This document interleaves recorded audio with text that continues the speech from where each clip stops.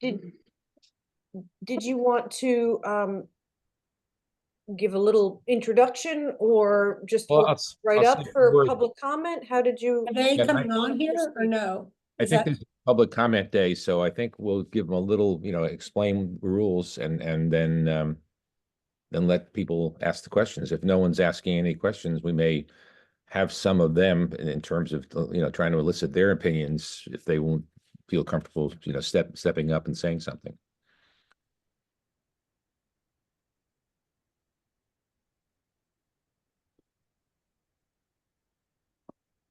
Mark, how about you give a little bit of an introduction, just in case we have any new folks as participants, to let them know just kind of what it is that the group is working on and what it is that this session is really for.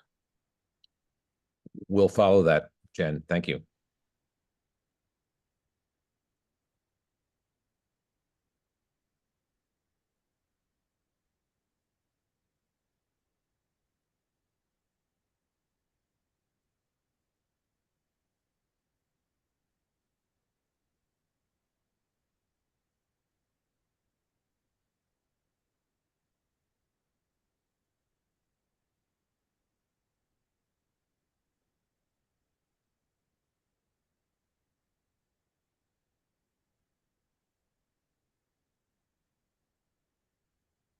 Mark, did I misunderstand? Are you waiting for me to tell you if anyone has their hands raised? I don't see anybody at all on the screen. I'm sure we have anybody. I can't tell if we have anybody. You mean for? Okay, so yep, so we have I can invite everybody over as panelists if you wanted to make it like an open discussion. If you didn't have a presentation, or we could just request from the public if anybody wanted to raise their hands and open into I asked the committee, but I think maybe invite them in as Yeah. members and let us see what they are. We only have 4 people. If we had 50 people, that might be more of a problem. Sure. But Yeah, I mean, I think that's a good idea because then we can see each other. Yeah, I've absolutely. been waiting for their faces to pop up. yeah, I'm sorry, Aaron, I should have said yes. I think let's have them Okay, pop up. excellent. So we have Alex, Fran, and John, and what I'll do is I'll just give you the opportunity if you'd like to join as a panelist. Hit yes. If you'd like to remain just in attendance and observe, you're welcome to. You can just decline. But I'll at least open that up to you as an option to join the conversation. Okay, so we'll just give them a minute. Okay.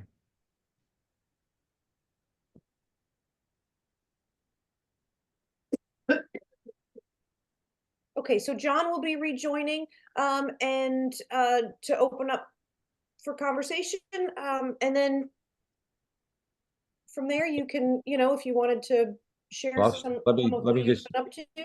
so just That's so I fine as well. understand, just so I understand technology, so everyone can hear us speak. It just that they're not going to be members of the. They will not be part of the participant, as John Dixon is. Correct. Yep. Okay. So everybody, so this is live streaming on YouTube and we're recording. So if there's any presentation, if you wanted to go through your slideshow or just generally what you've been up to, you're welcome to do that. And then the attendees also have the option to raise their hands at any point to ask questions, and we can give them the opportunity to speak. And you will recognize and John is here as well. And you'll recognize the raised hand, Aaron, right? Yes. Hi, John. I'll let you know. Okay. I think John, you've attended some of our meetings before, have you not? Yes. Yeah, I thought you Yeah.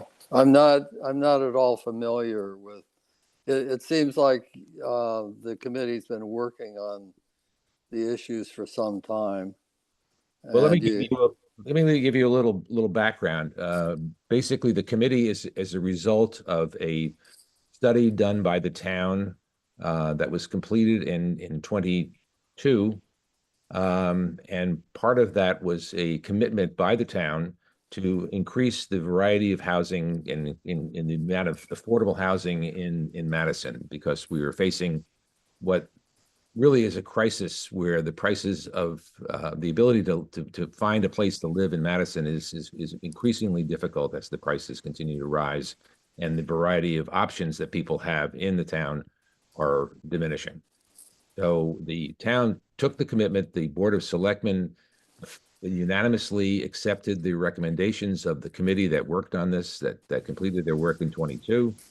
And part of that, and an important part of that, was to create the Citizens Committee on Affordable Housing. And that's what we are. There's 7 of us on the committee. If you can see them, they're all on the screen. The only one that's not here is doing having some surgery done tonight, so not able to attend. But the rest of us are here, and the issue is really to respond to your questions about what it is that we're trying to accomplish. There are certain things that we know that we're not trying to accomplish, and that is to fundamentally change the character of Madison. We all live here. We all like what we live here with, but we also recognize the need that there has to be some changes that we manage, because the town is changing without our management right. And one of our key roles, I believe, is to help the town manage that. But we can do that only if we have the support and the and be able to communicate with the town, with the residents of the town, and encourage them to support us in what we're doing, or to criticize us if they think we're going in the wrong direction. So it's not this is not imposing something from above by any means, either from the standpoint of the town itself or from our affordable housing committee.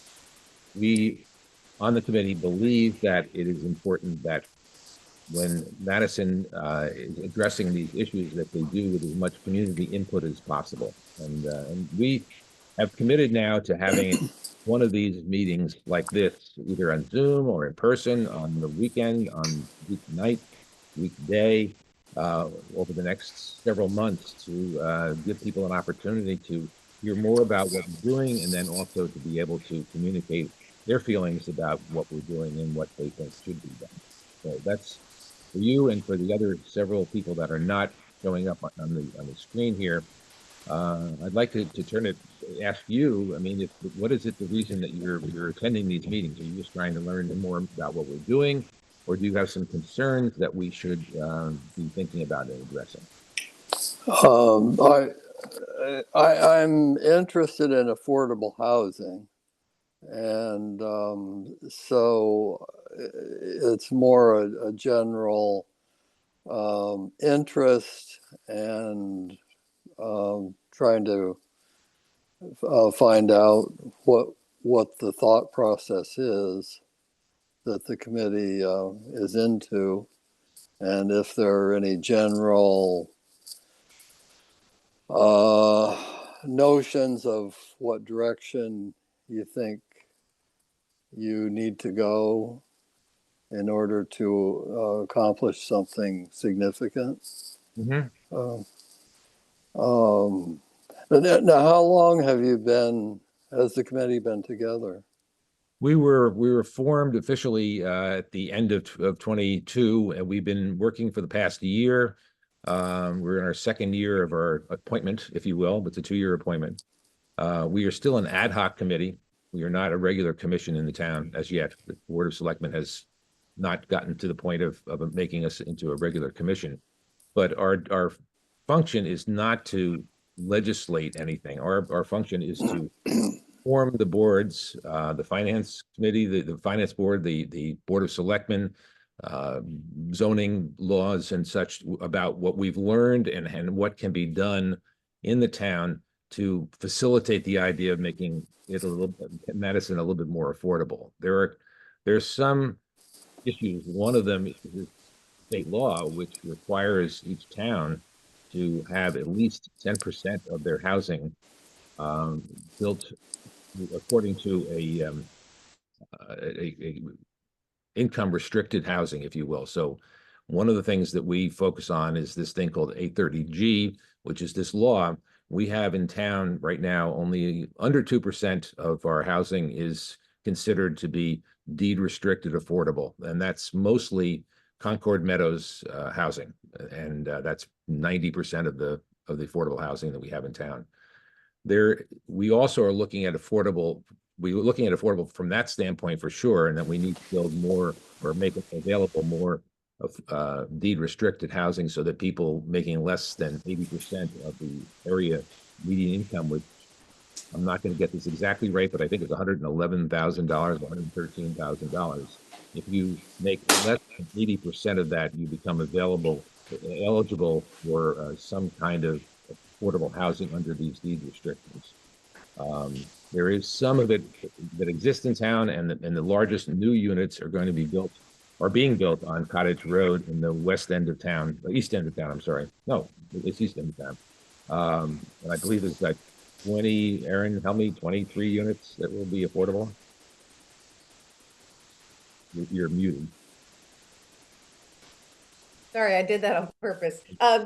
Yes, 27 units. 27 units are being built right now, and it could be finished in this year and occupied, I expect, before 24. The other part of it is making affordable, is looking at things that are not necessarily deed restricted, but are difficult to construct in town. One of them is to build what they call granny flats, to build additional housing on an existing property, either as a separate building or as an addition to the building. That is on the books right now as something that can be done, but it's not facilitated. Excuse me, I think I'm going to have a problem speaking the more I talk, because hang on for a second. I had picked up a little COVID on the way, so I'm getting a little rough in the throat. Oh, well, I've just been through COVID, so. Oh, well, okay. Well, I'm glad I've joined you then. It looks, Yeah. so a good thing we're doing this over Zoom. And these additional units, we would think it could be facilitated more easily by the town than it is right now. And there's also the idea of creating, duplex units. Making two houses attached, which is a lot cheaper to build. So while I cough, will someone like to pick up where I am in this one? Bennett? Yeah. Hi, John. Good to see you again. I think, as Mark was saying, that the plan that the prior committee did in 22, approved by the selectmen and submitted to the state of Connecticut as required by law, really does lay out a variety of things that the town is committed to working on. And while our charge is specifically the focus on affordable housing, I think all of the town boards that are impacted or have a role to play here acknowledge that it's broader than just the problem of affordability. It's a problem of diversity of housing types that are appropriate and affordable for all residents. And so we've heard an awful lot from seniors who are desirous of more options for continuing to live in town, being able to downsize from the family home, which is no longer appropriate for their living situation. But there's really a dearth of opportunities for them, right? Especially being able to find affordable accommodations that are appropriate for their condition of life. Typically, that means more physically accessible, one level units without stairs, that sort of thing.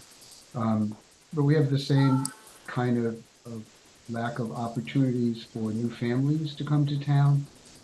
Median home price in one of our members, Jane, is a realtor. She can correct me, but I think the median home price in Madison now is around $650,000. That's hardly a starter home for a new family, right? And so at sort of either end of the age scale, we've got folks who just don't have good options. And so the plan is designed to try to address all of them, and in the process create more opportunities for folks who are not low income by statute. The statute really focuses on people who are pretty median income, right? These are generally working families. 80% of the median for a family of four in Madison is around $90,000. It's not low income. The rent that that family would pay for a two-bedroom unit would be around $2,200 or $2,300 a month. Again, that's not low income kind of housing.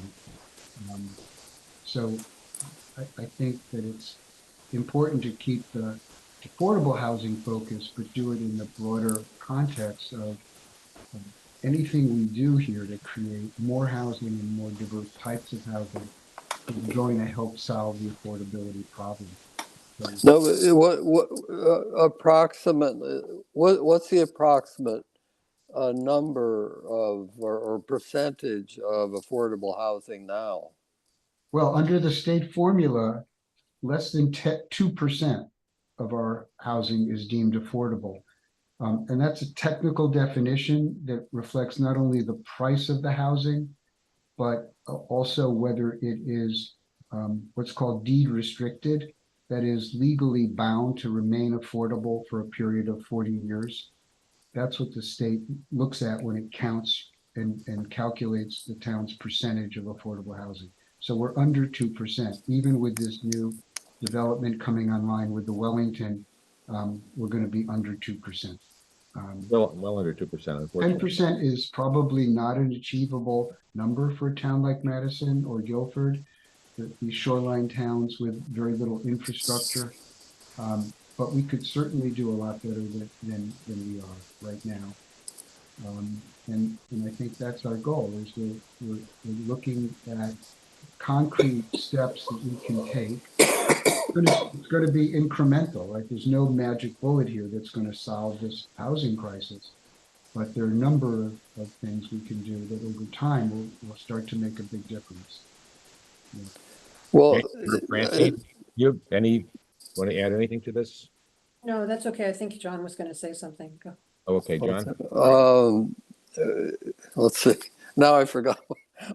Well, one thought that I have, probably, it's one of the assumptions you're working under, is that there are a lot of seniors who could use housing that's more appropriate for seniors, and at various there are, as I understand it, there's one or two housing areas that are restricted to seniors, or am I wrong about that?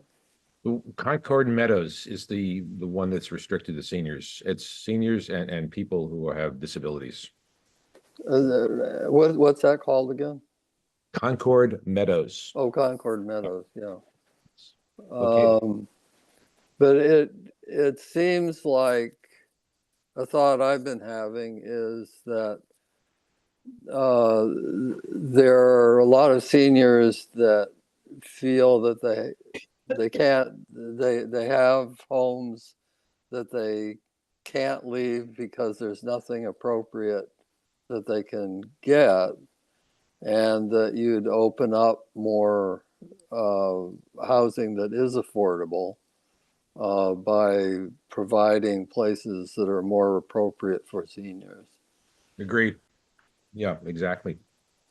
And there's, as Bennett was saying, there's a variety of choices then. I mean, there's things that we can work on that include deed restricted programs, but also those that are not necessarily, but making it possible for more people to have some choices. And right now, most of the housing in Madison is single family on large lots, which makes it, if you want to downsize and perhaps have a more appropriate, maybe bedrooms on the first floor kind of situation, there are just not that many options.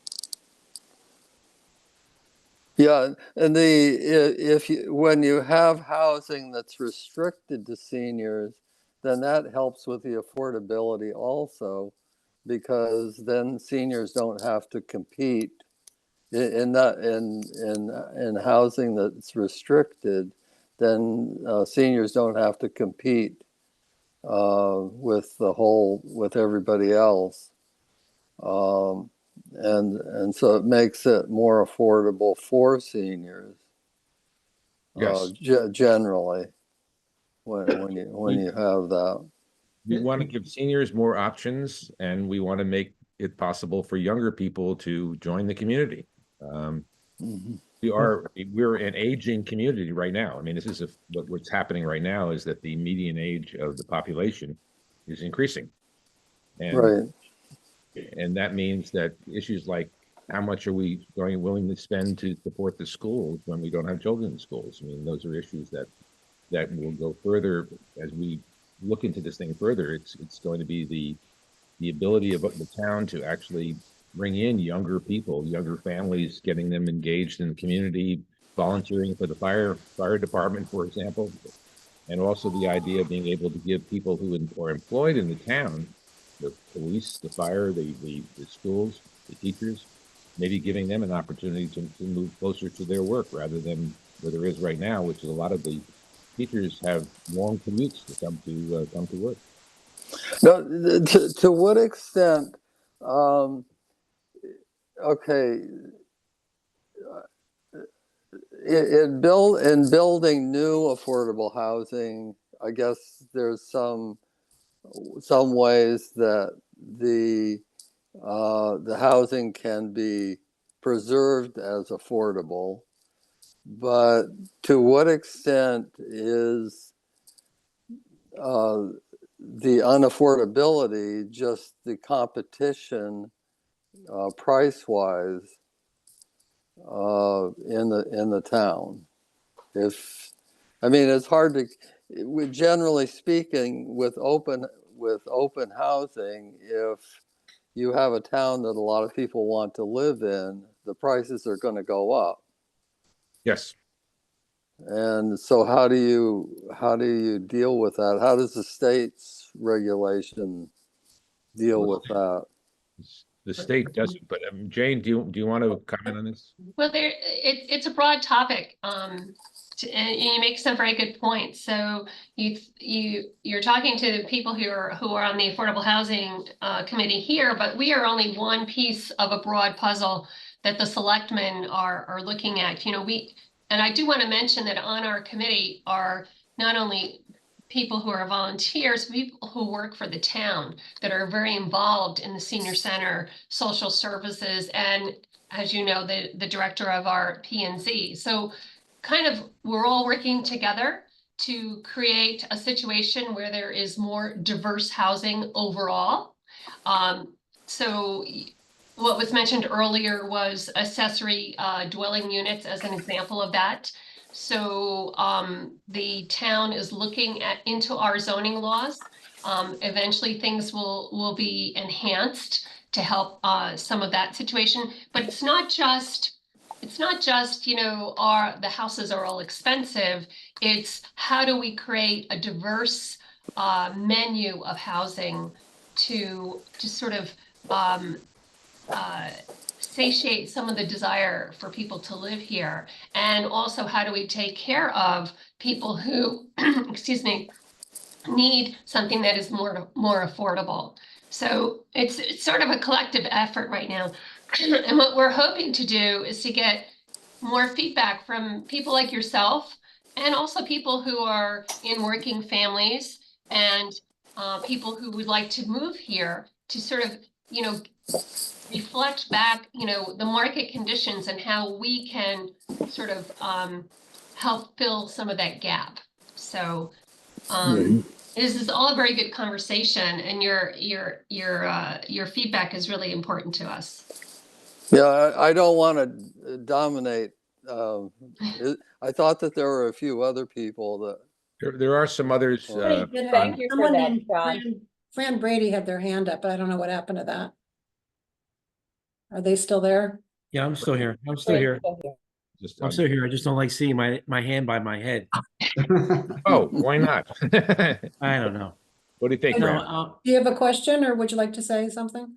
Well, first of all, just to support what John has been saying, and basically say that, again, this is not what I expected. I was expected to listen to a public hearing and learn more about what you guys have been able to accomplish and what your needs are.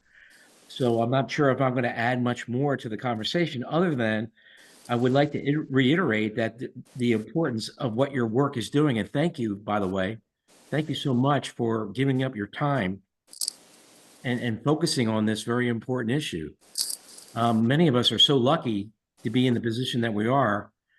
And the more we can do to be a more receptive and open community, the better. So I'm glad what you guys are doing. So I guess I just throw it out there. Is there anything in the broadest possible sense that we, the general public, can do for you to help you in trying to accomplish what you're trying to, accomplish what you're trying to do? In general, I know you probably won't just want to hear our feedback, but I really don't have much more to say then. But yeah, God damn it, do it. So is there anything else we could do? Thank you, Grant.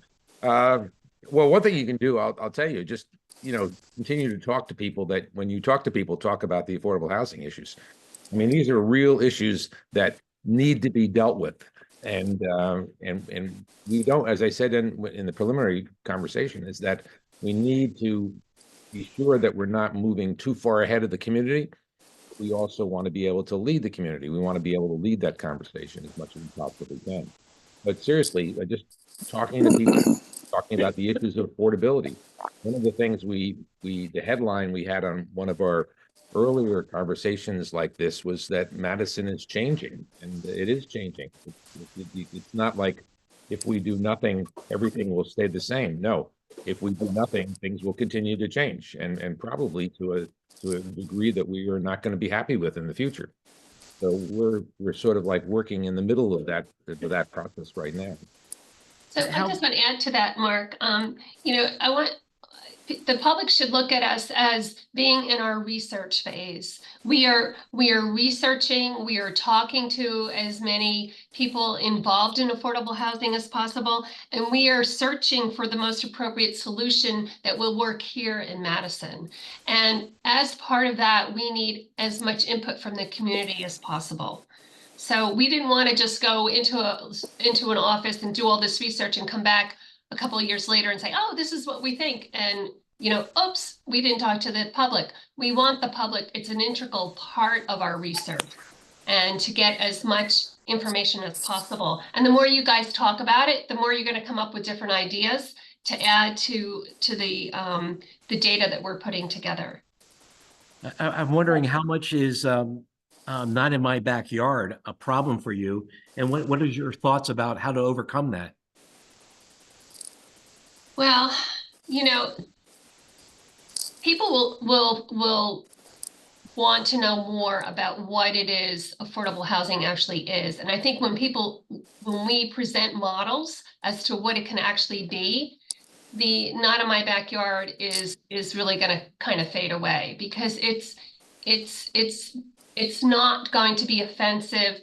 It's going to be beautifully done.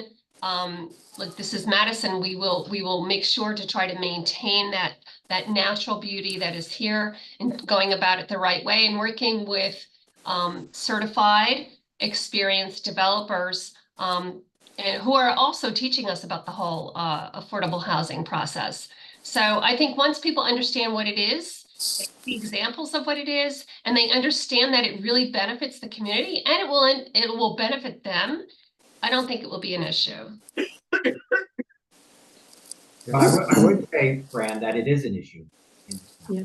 Not in my backyard is very much a response that this committee has heard. And it's why, I think Jane was reaching out and Mark and saying, hey, tell your friends and neighbors that it's something we need. 30% roughly of this town is considered housing burdened. And yet there's a strong not in my backyard component. And that goes for, I think, John, you brought up, well, how do you create affordable housing if there's all this demand and pricing pressure, et cetera, right? And the way you ultimately create more housing and that's more affordable is you have to put more units in a denser location. And that could be apartment buildings, that can be ADUs, that can be townhome developments. But, these are, as Jane said, done really nicely, and they're beautiful, and they're not what people think of when they hear affordable housing, which is Section 8 housing in a city. But ultimately, we have to, as a town, get more comfortable with a level of density that is not a single family home on a 1-acre lot in order to create affordable units and variety in this town for people to have. It's building up the conversation. I mean, if you ask the person walking in the street, how many affordable housing units are in town? I think most people would say there aren't any. Deed restricted affordable housing, as we were talking about before, because the Concord Meadows is most of it, and that's in the kind of is isolated on the sort of the west end of town. And then there are other affordable units sprinkled around town, but not in any kind of density. And as Eric was saying, we're not looking at building 12-story high New York City Housing Authority kind of facilities. These are mostly going to be ones that fit, or maybe all of them will be ones that fit into the landscape without actually really attracting any attention at all.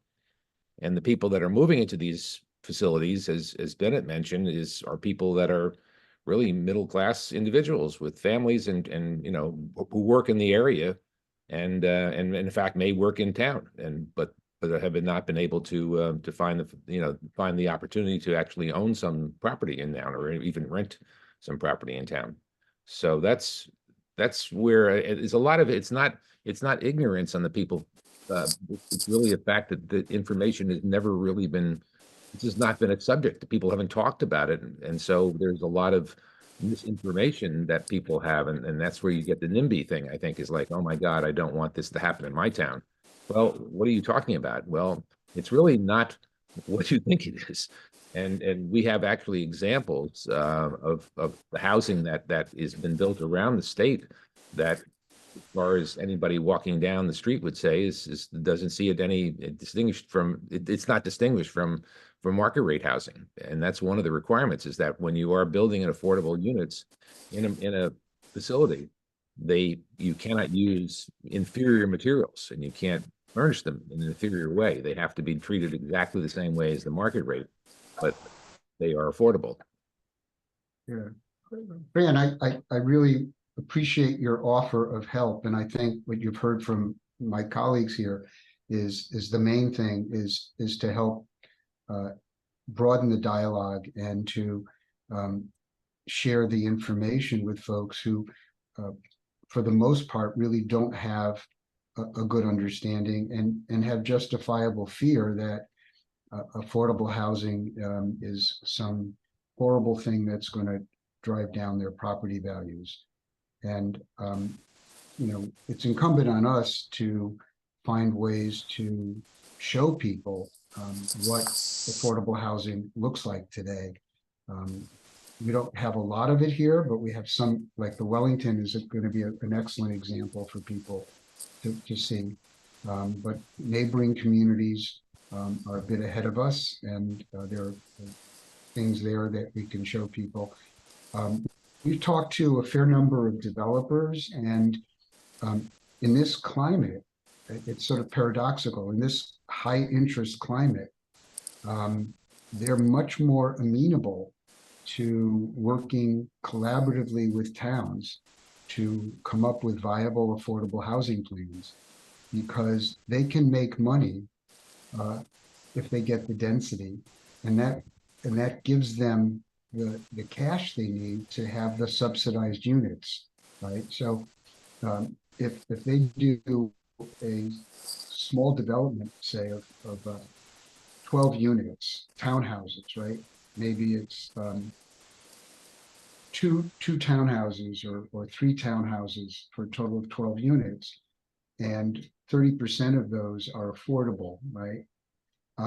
The density that they got that allowed them to put 12 units on that parcel, which otherwise would have had maybe a single family home, enables them to charge the affordable rates to the 3 units that are deemed affordable. And we're seeing this over and over again. I spent the afternoon with a developer from Wallingford who's doing nothing but affordable housing and doing it without any federal or state subsidy, just by virtue of negotiating density with the town. So that's something we're going to have to face. I think there's a just instinctive fear of what that means. And it's, as Mark said, it's unfounded. The reality is that it's perfectly, can be perfectly in tune with the neighborhood. Fran has his hand up. Yeah, Fran and Alex Province as well. Okay. Alex, I just need one quick question for them, and then I'll turn it over to you. I was just wondering if you had like a summary sheet or a flyer or one-page talking points. I'm about to meet 147 people on Saturday when I give out some trees. I'd be glad to share what if you have anything like that with these people, and maybe that points them to. We actually do. We have a FAQ on the website. You can print that out. Actually, I did just the other day. Yeah. They just updated actually with all the new 2024 income. And there's some extra questions there that I put that, and Rita was helpful in putting them in a box. It's easy to read. So that would be something you could look at, Alex. If you go to our website on the FAQs, if you open it up, they'll print out. It's Fran. Oh, I'm sorry, Fran said No, that. that sounds great. Thank you. Also, we are starting to publish a newsletter. Yeah, there's that too. There's 2 of them now. Second edition is just been published, and we're trying to use that as a way also of communicating kind of like what we're doing and the progress that we're doing. Alex Province, Alex, you have a question? Hi there. How's everyone tonight? Thank you for doing this. Hope you feel better with your COVID, by the way. Thank you very much. For sake of a balanced conversation, I hadn't intended to chime in, but I am. I think it gets a little confusing when we talk about Madison's affordability and that number 2%. Remember that's a deed restricted for 40 years, 2%. Right. If you go into Zillow right now and you look at what's for sale, there are houses that by every other place in America are dirt cheap. Just a quick, we're looking at stuff in San Francisco that goes. There are other markets in Scottsdale and that we're quite familiar with that are much more expensive than Connecticut. One of the reasons why when New York Times published that article on Madison during COVID, that we had so many people come into town. And one of the biggest complaints when we were in Scottsdale was, Alex, when you come back to Madison, you won't recognize it. There are just so many more people that have moved here that have changed you're not supposed to use character, but I think this is America. You should use whatever word you like. And that's an issue why people, when the idea of NIMBY comes up, it's not people are being bad because they're concerned about where they grew up and what they care about. It's because we grew up here. We went to school here. We love the way this New England town is. And for those of us that travel a lot, I get to travel a lot internationally and across the country, but also when I was in my career, got to travel across so many towns of Connecticut. And in my 20-something years of doing that, witnessed many towns that just changed within decades. And I was in Brantford this weekend driving along. It's almost unrecognizable to what it was when I was a kid.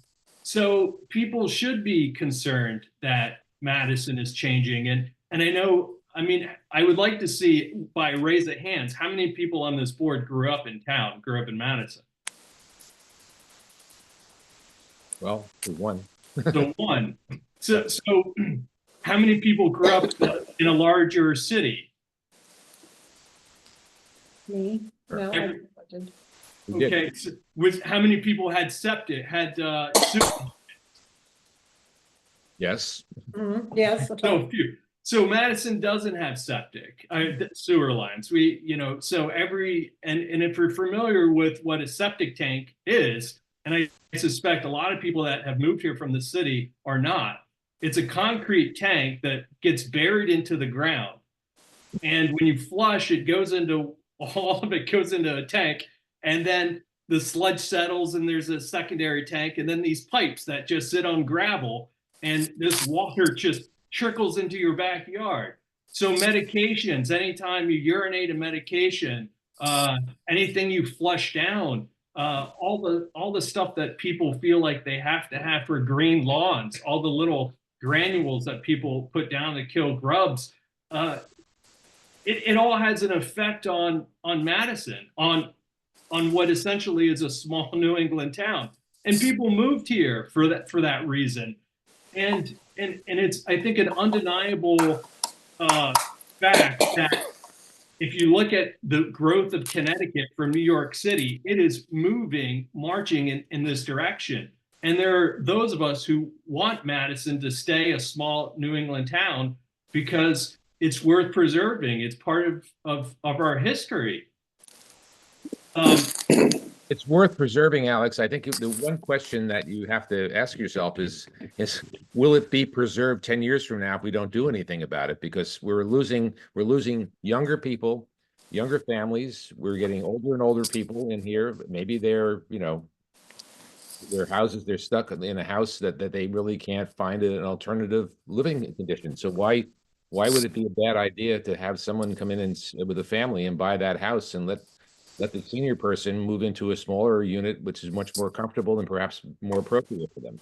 And there's a couple of reasons why. One, none of this is going to happen on the timeline that's quick enough to provide the relief for the demographic that we're talking about now. So, and Aaron is familiar with this. The process of going in front of all the commissions and actually building stuff isn't going to provide relief for someone who's 75. In 10 years, they're going to be in a totally different circumstance than they are now. The real question is, so many of these houses, and I grew up with these people, are locked into these large family homes. So the question is, and it's ironic because as a kid, neighbors asked me, like, this was a topic that has come up again and again and again over the years. It's just ironic that the large baby boomer population today is now facing where to go when they no longer want to be on a big house on Randy Drive. So I don't think there's much we can do in the near term to provide relief. The long-term picture is what happens in 5 to 10 years to all these houses where baby boomers are living.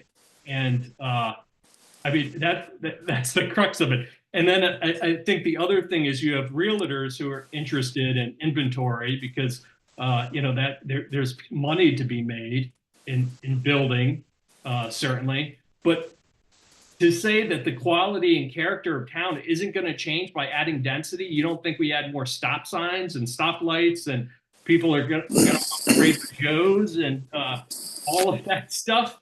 I mean, you just look west to those towns, or Manchester, that used to all be farmland, and now it's just, big industry. I think, and Jen, maybe you can help out.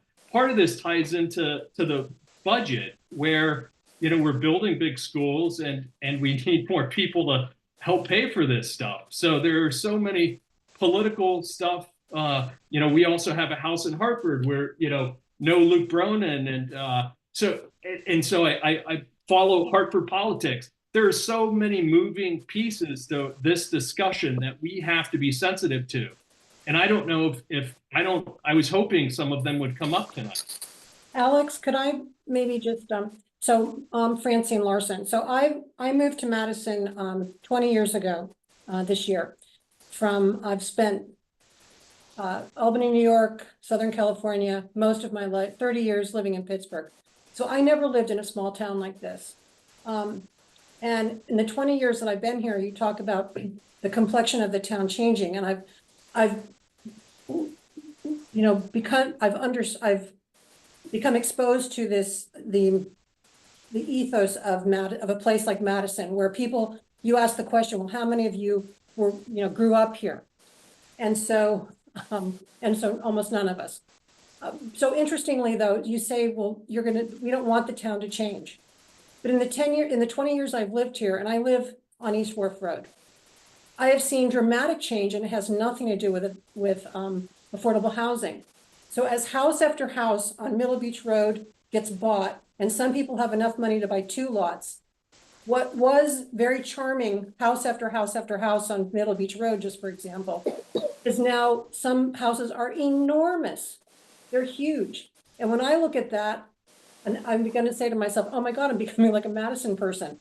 Oh my God, look at that house. It looks terrible. Like they're taking up all that space, and so I hear you when you say Madison is, we don't, what I'm hearing is we want Madison to stay this small town. But I've been here for 20 years and it's changed a lot in the 20 years I've been here. And it has nothing to do with affordable housing or trying to accommodate anybody. It has to do with the people that have money to buy houses. And you know what I mean? I mean, if you follow so I guess what I'm getting at is that the town will change whether the Affordable Housing Committee does something or nothing. That's just how I feel about it. You can't be static. And I think what our goal is to help it change in the way that can try and preserve what you're worried about. I mean, I don't know if this is making any sense, but it's going to change. It can't just stand still. Life changes, the world changes, and we're just trying to help it change in the best way possible. And The other actually, thing- just the to, other thing I would add is the state has mandated change. Yeah, yes, well, there is that. I wasn't going to go into that, and- but yes, there is. We do have. And We don't control it. The state will. Go ahead, Eric. that's exactly right. If we, as a town, do not start to set a direction, preserve what you're looking for, Alex, which is what this entire committee loves Madison, right? And wants to retain the ethos of what Madison is. But if we don't set out a direction for the town, 830G allows developers to come in and dictate to the town what will be built. And that can be a very adversarial process, and certainly not everything is going to be true, but it's costly, and we can be dictated by outside state law and developers without working in a collaborative fashion. Right. and Eric, I'll just add to Eric's comment and Francine's comments. The idea of the commission is to help the town be proactive instead of reactive. And we do not want to be reactive to developers who might come in here with, quite honestly, the right to build affordable housing. Because it is the state law, we want to be proactive because we do want to control it. We want to have a say in it. And that's why we're having all these meetings and we're doing all this research, because it is such an important thing. And unfortunately, because of the New York Times articles and all of the wonderful people that have been here and say what a wonderful place it is, the growth is what it is. And it's probably not going to change much. It's going to be very difficult to keep things exactly the same, but we'd like to keep them nice and we'd like to be proactive and instead of reactive. Yeah, and that all makes absolute sense. And just to clarify, I'm an optimist and want to make things better. But keep in mind the 2% that we're at now that allows until we get 10% 830G is really a problem that we need to be addressing politically. And I think Democrat and Republicans aside both agree that 830G is not something that is working all that well. And in fact, the idea of Madison getting to 10%, as you mentioned, Bennett, is something that will never happen because, for example, we have 100 and something units being built on New Road. Tomorrow P&Z will be looking at more building. The number of housing that comes online that's not affordable way surpasses what is deemed affordable or defined as affordable. So we'll never reach that number. We offset any housing we have that's deemed affordable at every P&Z meeting. So the real question is, and it was brought up before, is what Westport did, right? Is a moratorium, and so we should be. Is that the right word? Yes. Where they get 4 or 5 years or something by showing in earnest that they're doing the right thing. Yeah, but you have to demonstrate progress, Alex, in order to earn the moratorium. And it's a 4-year moratorium. We're a long way from that. We've got to take positive steps. We're going to have to. My apologies, I have to jump off. Yeah, we have to wrap this up in a minute or two. But I think, Alex, we hear you, and you know, this is. I think we all on the committee recognize that this is not an easy process. It's, as a matter of fact, it's a quite difficult process. And what we hope to do is make some movement in the right direction. And unless we're going to live for the next 50 years, we are not going to succeed in getting anywhere near some of these goals. And maybe politically those will change. We don't know. But right now we have to live with what we have. And we want to manage. We know that the management described it before. It's changed in your lifetime a lot. And I assure you that the next 30 years, it'll change a lot more, and you can't avoid that. And so the question is, how do you manage that? And that's one of our jobs is to see if we can find a way to make this thing work for everybody. So, thank you. Can I just say one more thing to Fran? He said he was meeting with people. If you go to, is he still there? Fran is still here. Yeah, I think he is. If you go to our website and you click on the little link that says past newsletters, there's 2 there. They're short. So you could print them out, and that would be easy to hand out. They'll just give a little bit of information about housing in Madison. Right. Okay, so I want to thank Alex, John, and Fran for joining us. And we are, as I said in the beginning, we are going to be having more of these meetings. We're going to try them at different times of day. We're going to try them in different methods, whether it's Zoom or in person or a combination of both.